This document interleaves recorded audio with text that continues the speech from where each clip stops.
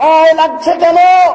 আপনি ঢাকার বুকে বাইতুল মুকাররম জামে মসজিদে খুতবা দেন, আপনি খুতবা দিবেন একজন নায়েবে রাসূল হিসেবে, বুকে বল নিয়ে যা হবে হবে।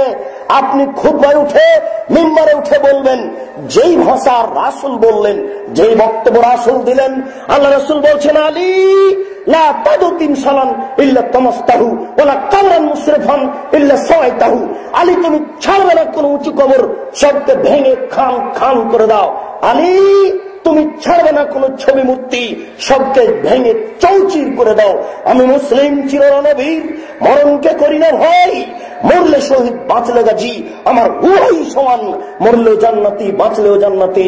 আমি মুসলিম চিররণবীর, মরণকে করি না ভয়, আমার জেলে যতটুকু সেলে ততটুকু। আপনি এইভাবে বলবেন, 24 ঘন্টার মধ্যে দেশের মাটিতে যত ছবি মূর্তি আছে সবকে ভেঙে চৌচির করে দাও, খান খান করে দাও। জবাব, ইমাম সাহেব আপনি এই মিম্বারে উঠে এই বক্তব্য দিবেন, এটা আপনার দেওয়া উচিত। ইব্রাহিম আলাইহিস সালাম মূর্তি ভেঙে দিয়েছেন, আমার নবী মূর্তি ভেঙেছেন। মূর্তি ভাঙার নীতি হচ্ছে মুসলমানের নীতি। মূর্তি মুসলমানের গোশতের সাথে লেগে আছে, মূর্তি ভাঙা নীতি। মুসলমানের রক্তের সাথে লেগে আছে, মূর্তি ভাঙা নীতি। মুসলমান কোনদিন মূর্তি গড়াতে পারে না, মুসলমান কোনদিন মূর্তিকে মূল্যায়ন করতে পারে না, মুসলমান কোনদিন মূর্তিকে শ্রদ্ধা করতে পারে না। ইব্রাহিম আলাইহিস সালামকে বলা হয়েছিল, আপনি যাবেন না আমাদের সাথে মেলায়? তিনি বলেছেন, না আমি যাব না। তিনি বললেন, তাল্লাহে লা আকিদান্না আসনামাকুম, অবশ্যই যখন তোমরা আমার অগোচরে চলে যাবে তখন আমি তোমাদের এই মূর্তিগুলিকে একেবারে ভেঙে খান খান করে দেব। এই কথা তিনি বললেন। ফাজালাহুম জুজাজ, তিনি মূর্তিগুলিকে একেবারে চৌচির করে দিলেন। মাত্র যে বড় মূর্তিটি ছিল সেই মূর্তিটিকে তিনি রেখে দিলেন, তারা এসে যেন বোকা সাজে। ইব্রাহিম আলাইহিস সালাম সমস্ত মূর্তিকে ভেঙে দিয়েছিলেন। আমার নবী মুহাম্মদ সাল্লাল্লাহু আলাইহি সাল্লাম যেদিন কাবা ঘরে ঢুকলেন, সেদিন এই লাঠি হাতে করে ঢুকলেন। লাঠি হাতে করে কাবা ঘরে ঢুকে বললেন, জাল হক, এসেছে সত্য, ওয়াজাহাকাল বাতিল, চলে গেছে মিথ্যে। ইন্নাল বাতিলা, নিশ্চয় মিথ্যে, কানা যাহুকা, চিরদিন মিথ্যে। এই বলে তিনি সেই কাবা ঘরের ছবি মূর্তিগুলিকে লাথি মেরে ভেঙে চৌচির করে দিলেন। কোন মুসলমানের বাচ্চা মূর্তিকে সম্মান করতে পারে না। এই মাঠে যত উপস্থিত জনগণ দিনী ভাই আছেন, আজকে বাড়িতে গিয়ে, কালকে বাড়িতে গিয়ে প্রথম কাজ হবে, যত আপনার বাপের মায়ের আত্মীয় স্বজনের ছবি মূর্তি আছে, পুতুল আছে, শোকেজা আছে, সবকে ভেঙে চৌচির করা। এটা জরুরি। যদি আপনি না করেন তাহলে আপনি একজন মুনাফিক মুসলমান। শুনুন, আপনার পিতার মূর্তি আপনাকে ভাঙতে কষ্ট হয় কেন? মুহাম্মদ সাল্লাল্লাহু আলাইহি সাল্লাম বাপের মূর্তি ভেঙে দিলেন। 1 মিনিট আমার দিকে লক্ষ্য করুন, 1 মিনিট আপনাকে আমি দেখাই মুহাম্মদ সাল্লাল্লাহু আলাইহি সাল্লাম বাপের মূর্তি ভাঙলেন কিনা। তিনি জিবরাইলের সাথে যাচ্ছেন মেরাজে। প্রথম আকাশে যখন পৌঁছলেন তখন ওই বলছেন, জিবরাইল দরজা খুলুন। ওই দিক থেকে বলা হচ্ছে, কে? তিনি বলছেন, জিবরাইল। সাথে কে? মুহাম্মদ সাল্লাল্লাহু আলাইহি সাল্লাম। আপনাকে কি পাঠানো হয়েছিল? জি, পাঠানো হয়েছিল। দরজা খোলা হলো। খুলতেই দেখছেন আদম আলাইহিস সালাম বসে আছেন। জিবরাইল আলাইহিস সালাম বললেন, হো আদম, হো আবুকা ফাসাল্লাম আলাইহি, ইনি হচ্ছেন আদম, ইনি হচ্ছেন আপনার পিতা, আপনি তাকে সালাম দেন। আমাদের নবী একটু আগিয়ে গিয়ে আদম আলাইহিস সালামকে সালাম দিলেন। আসসালামু আলাইকুম ইয়া আবি, ও আমার আব্বা আপনাকে সালাম। তখন আদম আলাইহিস সালাম বলছেন, ওয়া আলাইকাস সালাম ইয়া ইবনি সালেহ, ও নবী সালেহ, ও আমার সৎ ছেলে, ও সৎ নবী, তোমাকেও সালাম। এই বলে তিনি উপরে চলে গেলেন। আপনার সতর্কতার জন্য এখানে একটা কথা বলে যাচ্ছি। আমাদের নবী বললেন, আব্বা আপনাকে সালাম। বলেন তো আমাদের নবী কাকে বলছেন? আদম আলাইহিস সালামকে। তখন আদম আলাইহিস সালাম বলছেন, ও আমার সৎ ছেলে, তোমাকেও সালাম। আদম হচ্ছেন মাটির তৈরি, সবাই জানে, আর আমার নবী হবেন নূরের তৈরি। আরে বুদ্ধি বিদ্যা না হয় নেই তো মুফাসসির সাহেবের কি একটু বুদ্ধিও নেই?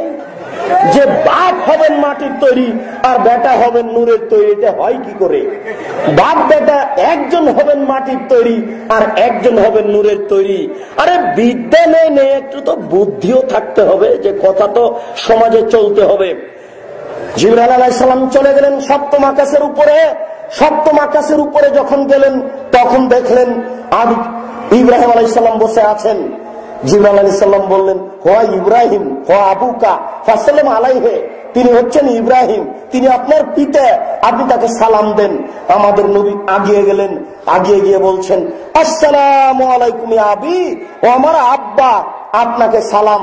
তখন ইব্রাহিম আলাইহিস সালাম বলছেন, ওয়া আলাইকুস সালাম ইয়া ইবনি সালেহ ও নবী সালেহ, ও আমার সৎ ছেলে, ও সৎ নবী, তোমাকেও সালাম। যেই ভাষা আদম আলাইহিস সালাম বলেছেন সেই ভাষা ইব্রাহিম আলাইহিস সালাম বললেন। অর্থাৎ আমাদের নবী ইব্রাহিম আলাইহিস সালামকে বললেন আব্বা, আর ইব্রাহিম আলাইহিস সালাম আমাদের নবীকে বললেন ছেলে। ইব্রাহিম আলাইহিস সালাম আর আমাদের নবী বাপ বেটা। এবার যখন তিনি কাবা ঘরে ঢুকলেন, কাবা ঘরের ছবি মূর্তিগুলো ছিল ইব্রাহিমের, কাবা ঘরে মূর্তিগুলি ছিল ইসমাইলের, ইসহাকের। তিনি লাঠি হাতে করে কাবা ঘরে ঢুকে সব মূর্তিগুলি ভেঙে খান খান করে দিলেন, চৌচির করে দিলেন। নিজের বাপের মূর্তিকে সম্মান করলেন না। মুসলমান কোনদিন মূর্তি তৈরি করতে পারে না, মুসলমান কোনদিন মূর্তি গড়তে পারে না, মুসলমান কোনদিন মূর্তিকে সহ্য করতে পারে না। আমি বলেছিলাম এদেশের এই এলাকার মেয়রকে গত বছর, জনাব পিতার মূর্তি বানাচ্ছেন কেন, চলবে না, এখানে বসে, এখানে বলেছিলাম, জনাব মেয়র সাহেব আমাকে বলছেন যে মাওলানা বারকুল্লাহ আমাকে ফতোয়া দিয়েছে করা যায়। যেই না কিয়ামত পর্যন্ত হবে না। এই জাতি মূর্তি ভেঙে দেওয়ার জন্য এসেছে। মুসলমান কোনদিন মূর্তিকে সম্মান করতে পারে না, অসম্ভব হতে পারে না। জাতিকে বলে জানাচ্ছি, জেল বলে ভাবি না, শেল বলে ভাবি না, যতক্ষণ পর্যন্ত দেহে শ্বাস আছে ততক্ষণ পর্যন্ত হাদিসের অনুবাদ করবো ইনশাআল্লাহ। এই দেশের মাটিতে যদি হিন্দু কথা বলতে পারে, এই দেশের মাটিতে যদি ইহুদি কথা বলতে পারে, এই দেশের মাটিতে যদি খ্রিস্টান কথা বলতে পারে, আমি আব্দুল রাজ্জাক এই দেশের মাটিতে হাদিসের অনুবাদ করতে পারি।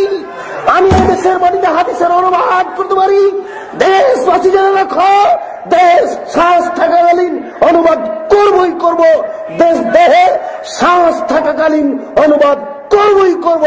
নবী বলেছেন, আলী ছাড়বে না কোন ছবি মূর্তি, সবকে ভেঙে খান খান করে দাও। তুমি ছাড়বে না কোন উঁচু কবর, তুমি সবকে ভেঙে সমান করে দাও। মুসলিম জনাব জজ হাইকোর্টের মালিক জজ সাহেব, আপনাকে বলে রাখছি, আপনি মনে রাখুন, কালকে যদি আমাকে আদালতে দাঁড়াতে হয় তাহলে আমি মুসলিম শরীফ খুলে আপনার সামনে অনুবাদ করে দেখাবো। আপনার কোনো পথ থাকবে না, আপনাকে লিখতে হবে আদেশ দাতার ফাঁসি ঘোষণা করা হলো আর অনুবাদকের আজীবন জেল ঘোষণা করা হলো। আমি এক নম্বর আসামি নই, এক নম্বর আসামি হচ্ছেন মোহাম্মদ সাল্লাল্লাহু আলাইহি সাল্লাম। তিনি হলেন আদেশদাতা, আমি হলাম অনুবাদক। তিনি হলেন আদেশদাতা, আমি হলাম অনুবাদক। তিনি হলেন আদেশদাতা, আমি হলাম অনুবাদক। জজ সাহেব, হাইকোর্ট জজ কোর্টের আপনাকে অনুরোধ করে বলছি, আপনি আমাকে এক নম্বর আসামি করতে পারবেন না, অসম্ভব। এক নম্বর আসামি হচ্ছেন মোহাম্মদ সাল্লাল্লাহু আলাইহি সাল্লাম। তিনি হচ্ছেন আদেশদাতা, আমি হলাম অনুবাদক। জাতিকে বলে রাখছি, জাতি যেন এই ছবি মূর্তিকে মরা পর্যন্ত কোনদিন মূল্যায়ন না করে। যারা করে তারা মুনাফিক। মুসলমান ছবি মূর্তি মূল্যায়ন করার জিনিস নয়, এটা হচ্ছে একটা শিরকি নীতি, আপনাকে ত্যাগ করতে হবে। প্রতিপালক তুমি বড় দয়াবান, তুমি বড় রহমান,